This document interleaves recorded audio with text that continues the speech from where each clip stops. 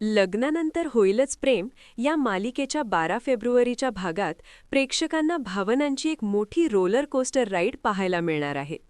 या भागात जिथे एकीकडे जीवानंदिनीमधील गोडवा हळूहळू परतताना दिसतोय, तिथेच पार्थ आणि काव्याच्या आयुष्यात मात्र दुःखाचे काळे ढग दाटले आहेत.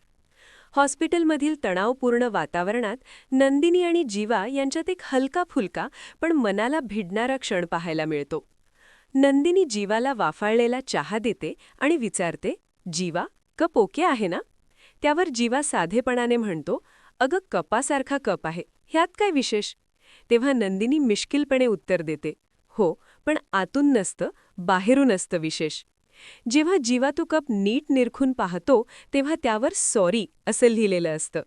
आपल्या लाडक्या जीवाचा रुसवा काढण्यासाठी नंदिनीने शोधलेली ही युक्ती पाहून आता जीवा तिला माफ करून पुन्हा प्रेमाने जवळ घेणार का, हे पाहणं रंजक ठरेल. दुसरीकडे हॉस्पिटलच्या दुसऱ्या खोलीत परिस्थिती अत्यंत गंभीर आहे. अपघातानंतर शुद्धीवर आलेल्या काव्याची प्रकृती चिंताजनक असून तिला काहीच आठवत नाहीये. समोर उभ्या असलेल्या पार्थला पाहून काव्या विचारते, तुम्ही कोण आहात?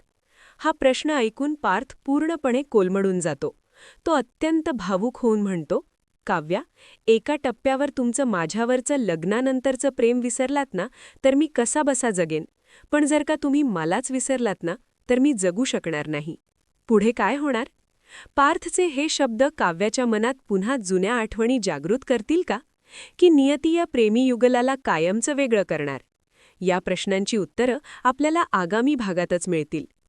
काव्याची ही अवस्था पाहून संपूर्ण कुटुंब हादरून गेलं आहे.